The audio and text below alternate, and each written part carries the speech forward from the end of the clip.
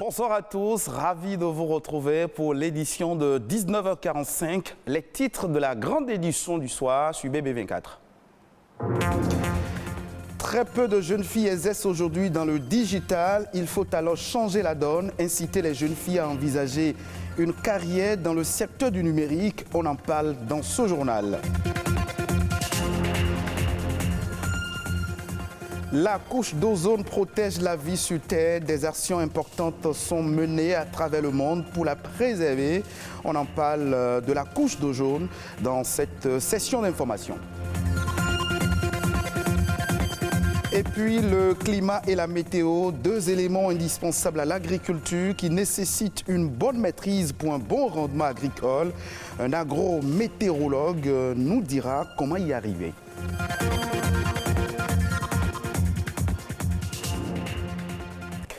L'ours est un animal qui marche sur la plante de ses pieds comme des êtres humains. Ils sont méchants, prudents et réservés. Pour avoir l'opportunité d'en approcher un, il faut de la patience pour laisser l'ours s'habituer à vous. Malheureusement, de nombreuses espèces d'ours sont en voie de disparition et quasi d'extinction. Sauver les ours est aujourd'hui si urgent qu'il est impératif de sensibiliser le public. Ce 23 février est une journée mondiale dédiée pour également collecter des dons pour appuyer et soutenir financièrement les associations qui se battent pour préserver ces espèces de l'extinction. De jeunes filles exerçant dans le domaine des TIC, en connaissez-vous? Elles sont en effectif réduit dans le monde entier. Il faut changer la donne. Impliquer les jeunes filles dans le secteur des TIC devient aujourd'hui un enjeu international. C'est ce que nous apprend Rodrigue Babaguito à travers son reportage. Une image qui traduit une fracture numérique entre les sexes. Ces filles choisissent faire de la robotique une filière longtemps réservée aux hommes. Malheureusement, elles restent peu nombreuses dans le monde. Les jeunes filles restent encore très peu représentées dans les domaines des sciences, de la technologie, de l'ingénierie et des mathématiques. D'après la communauté internationale, malgré les efforts mondiaux pour inspirer et impliquer les femmes et les filles dans la science, les femmes et les filles de nombreux pays restent exclues, freinées par les préjugés sexistes, les normes sociales et les attentes qui influencent la qualité de l'éducation des femmes ainsi que les options de carrière. La plupart de ceux qui n'ont pas accès à la technologie numérique sont des femmes et des filles dans les pays en développement. Les derniers chiffres de l'Union internationale des télécommunications montrent un écart de 17% entre les sexes dans l'utilisation d'Internet dans le monde. C'est encore plus large dans les pays les moins avancés. Dans un monde où le numérique se généralise, il est essentiel d'encourager les jeunes filles à faire des études dans les domaines de la science et de la technologie. L'Union internationale des télécommunications UIT s'engage fortement en faveur de l'autonomisation des jeunes filles du monde entier afin qu'elles puissent acquérir des compétences numériques et poursuivre une carrière portée par les technologies. Imaginez un futur où chaque enfant et chaque jeune, quel que soit son sexe, ait les mêmes chances d'accès et de formation en vue de tirer parti des possibilités illimitées qu'offrent les TIC et qu'ils soient encouragés dans cette démarche. En dotant les jeunes filles des outils pour explorer le monde des technologies, animées par leur curiosité et leur imagination, nous pouvons stimuler des solutions innovantes qui font appel au TIC pour relever certains des plus grands défis de notre époque. Le Bénin, désireux depuis 5 ans d'être le hub du numérique dans la sous-région, met également en place de nombreuses actions aux fins d'impliquer les jeunes filles et les amener à être passionnées des TIC. De nombreuses jeunes filles sont sensibilisées au principe du codage et aux nombreux métiers qu'offre le numérique. La sous-représentation des femmes dans les emplois des TIC reste l'un des obstacles à la réalisation de l'égalité des sexes partout dans le monde, qui est un élément clé du programme de développement durable à l'horizon 2030 des Nations Unies.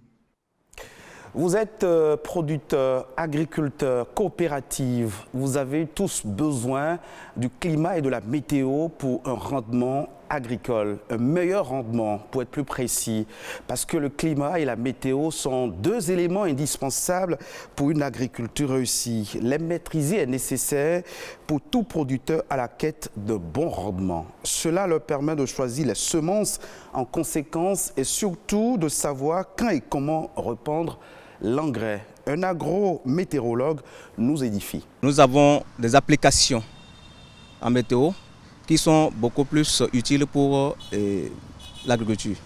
C'est pourquoi nous parlons de l'agrométéorologie, c'est-à-dire l'application de la météorologie à l'agriculture. Aujourd'hui, avec les changements climatiques, nos paysans ont du mal à maîtriser les saisons. Alors, la météo vient en appui à ces paysans-là, afin de pouvoir mettre à la disposition des paysans les informations agricoles nécessaires pour la maîtrise. Et le but final, c'est de pouvoir accroître le rendement à l'hectare de leur production. En cas de sécheresse, déjà, comme nous faisons la prévision saisonnière, nous mettons à la disposition de nos paysans les informations en début de saison. D'accord? C'est-à-dire le comportement de la saison au cours de l'année. Est-ce que nous aurons des séquences sèches, c'est-à-dire nous aurons des poches de sécheresse? Alors, si on devrait y avoir les poches de sécheresse, seront-elles longues ou bien courtes? Maintenant, si elles sont longues, quelles sont les variétés qu'il faut choisir? C'est là où c'est important ça. Donc, nous conseillons aux paysans de faire le choix des variétés qui résistent mieux à la sécheresse. Ça, c'est un. En dehors de cela, lorsque la saison démarre, nous, on calcule ce qu'on appelle l'ETP, c'est-à-dire l'évapotranspiration potentielle, qui vous permet, c'est des termes techniques, qui permet de pouvoir évaluer la quantité d'eau qui est disponible pour que la plante puisse exploiter. D'accord? Et lorsque nous calculons ce paramètre qui est l'ETP, ça nous permet de dire aux paysans que la plante est en train de traverser une période de stress hydrique, c'est-à-dire que la sécheresse.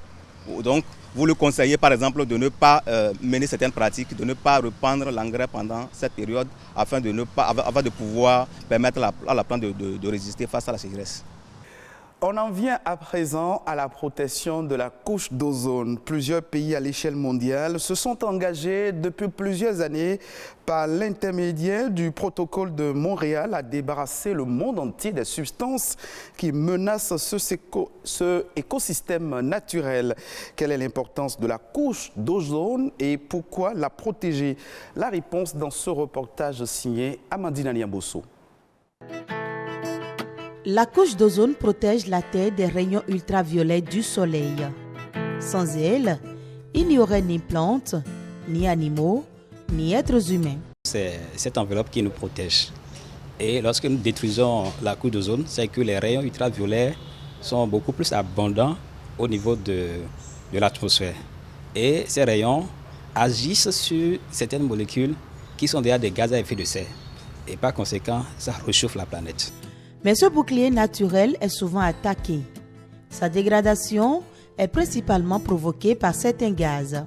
Il y a des réfrigérants qui ont des impacts sur la couche d'ozone, il y a d'autres qui n'en ont pas. Et quand nous prenons par exemple la famille des chlorofluorocarbones, ces réfrigérants contiennent l'atome du chlore.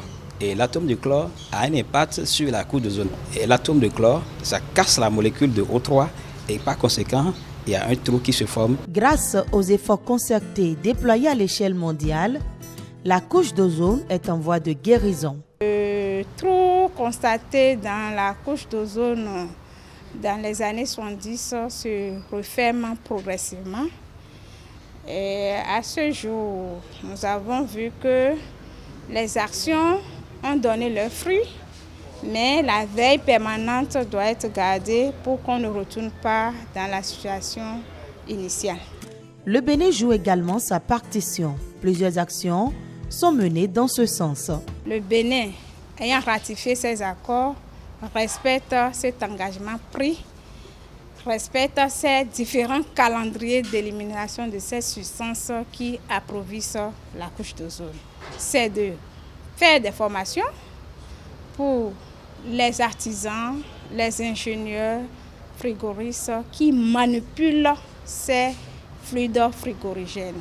C'est de faire de renforcement de capacité aux douaniers qui gardent nos frontières parce que ces fluides frigorigènes sont importés. Les gaz qui sont en cours d'élimination, nous leur donnons un quota d'importation Le quota d'importation est lié au calendrier que nous avons établi.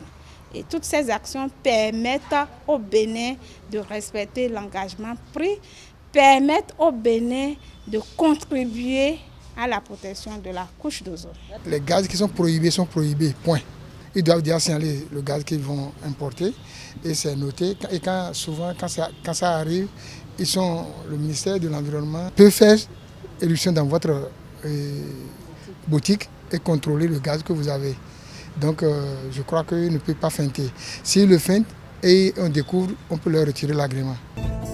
La couche d'ozone donne des signes d'amélioration, mais il reste beaucoup à faire pour garantir la poursuite de sa reconstitution. D'autres informations pêle-mêle au plan national dans cette édition. Arnaud Adadja nous propose la Nation en bref de ce mercredi.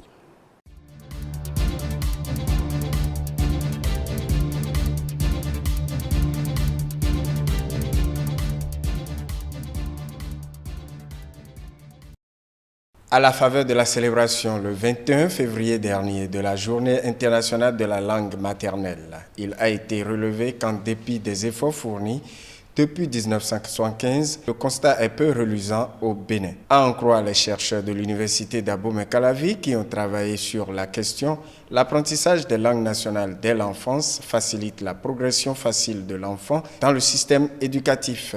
Les langues nationales, selon les 10 chercheurs, permettent également aux enfants de se familiariser avec leur réalité. Pour rappel, le Bénin dispose d'une 50aine de langues nationales, dont seulement quelques-unes, à savoir Fon, Yoruba, Dindi, Gun, etc., peinent à émerger dans le système éducatif formel.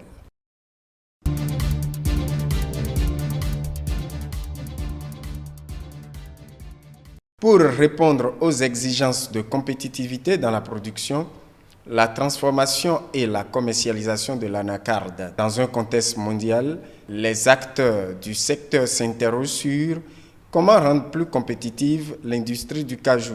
Des acteurs locaux de la filière et d'autres venus de 10 pays étrangers se réunissent à Cotonou pour trouver des éléments de réponse à la question. Ils réfléchissent à la digitalisation de la filière, à l'amélioration de l'environnement de leurs activités, au partenariat industriel, à la commercialisation et au système de financement du secteur.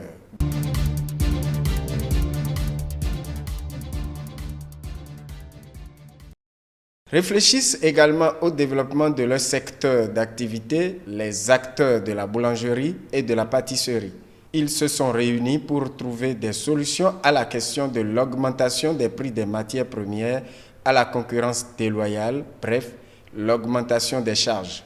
Par ce moyen, ils disent vouloir moderniser leur secteur et le rendre plus viable face aux défis de la compétitivité.